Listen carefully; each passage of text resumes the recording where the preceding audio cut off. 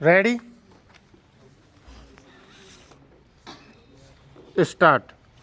महोदय, मैं इस विचार गोष्ठी का स्वागत करती हूँ जिसमें बड़ी संख्या में हमारे देशवासियों की समस्याओं पर विचार होना है। इस विषय पर अनेक बैठकें हो चुकी हैं, लेकिन विशिष्ट समस्याओं पर गंभीर विचार विमर्श की आवश्यकता है जिससे ऐसे विशिष्ट सुझाव दिए जा सकें जिन पर श्री सिद्धैया के शब्दों में गहराई से और पूरी गंभीरता से विचार किया जाए, जिससे उन्हें शीघ्रातिशीघ्र और प्रभावी ढंग से लागू किया जा सके। हमारे देश को अनेक बुराइयों का सामना करना पड़ रहा है। सबसे बड़ी, सबसे गंभीर और सबसे ज़्यादा समय से चली आ रही बुराई है गरीबी। लेकिन जैसा कि हमें मालूम है, गरीबी भी एक समान नहीं है, क्योंकि यद्यपि कुछ लोग गरीब हैं, लेकिन इसमें भी बहुत से ऐसे लोग हैं जिन्हें सदियों से और हमारी स्वतंत्रता की लड़ाई के दौरान भी तरह तरह के अपमान, अत्याचार और दमन सहने पड़े हैं। महात्मा गांधी ने हमारे समाज पर पड़े इस सामाजिक धब्बे को मिटाने के लिए सबसे अधिक जोर दिया। वास्तव में उन्होंने इसे इतना ही महत्व दिया जितना गुलामी या विदेशी शासन को हटाने पर दिया।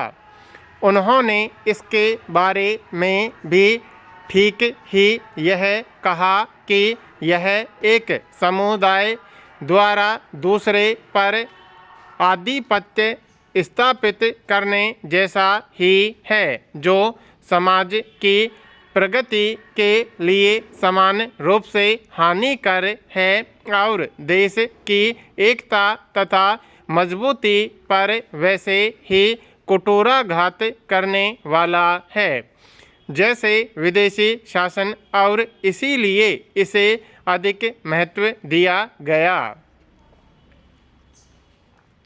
लेकिन मैं सोचती हूँ हम जरा कुछ अधिक ही फिर शिथिल हो गए।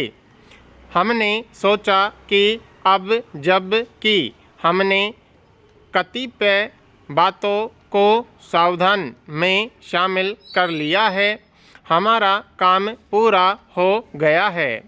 इस तरह कई वर्षों बाद हम पाते हैं कि यद्यपि कुछ कदम उठाए गए हैं और जो अवसर पहले उपलब्ध नहीं थे वे अब सुलभ हैं, लेकिन ये संबद्ध लोगों का बड़ी संख्या के अनुपात में पर्याप्त नहीं है। जब तक हमारे यहाँ लोगों का कोई भी ऐसा समूह है जो अनुभव करता है कि उसे वंचित रखा गया है और जो सचमुच वंचित हैं, तब तक हम नहीं कह सकते कि हमारा काम पूरा हो चुका है या भारत ने आवश्यक प्रगति कर ली है, आवश्यक स्तर उपलब्ध कर लिया है। अगर किसी समूह को कुछ चाहना है तो उसके लिए कार्यरत होना होगा। महोदय, यह बात है तो बिल्कुल स्पष्ट, लेकिन साथ ही यह प्रत्येक भारतीय का कर्तव्य है कि इस कार्यक्रम को एक बड़ा राष्ट्रीय कार्यक्रम माने, मैं नहीं समझती कि जनता का कोई भी वर्ग अनुसूचित जातियों और जनजातियों तथा अन्य पिछड़े वर्गों की आवश्यकताओं की अनदेखी कर सकता है। जो कुछ भी हमें करना है वह निश्चय ही मानवीय दृष्टिकोण से करना है। समाज में आधिकारिक एकता लाने के लिए करना है, लेकिन बुनियादी तौर पर इसलिए करना है कि जब तक कोई भी एक वर्ग वंचित रहता है तब तक राष्ट्र वंचित रहता है, तथा अगर राष्ट्र को और मजबूत बनाना है, और मैं आशा करती हूँ कि सबसे अधिक इस उद्देश्य के लिए सभी दल एक साथ हैं, तो उन लोगों की समस्याओं की ओर सर्वाधिक और तत्काल ध्यान देना हमारा कर्तव्य है, जो दमन के शिकार रहे हैं और जिन्हें अब तक भी समान अवसर उपलब्ध नहीं हैं।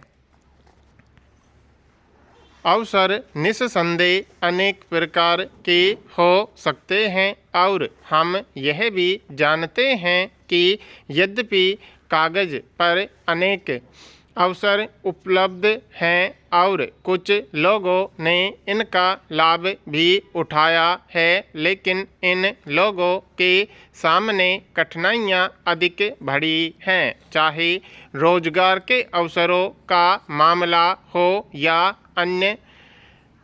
उन्हें उनका फ़ायदा पाने के लिए कहीं अधिक कठोर परिश्रम करना होता है। यह बात किसी भी समाज के ऐसे सभी वर्गों पर लागू होती है जिन्हें दमन का शिकार होना पड़ा है, और यह समाज में पाई जाने वाली विषमता का ही एक अंग है।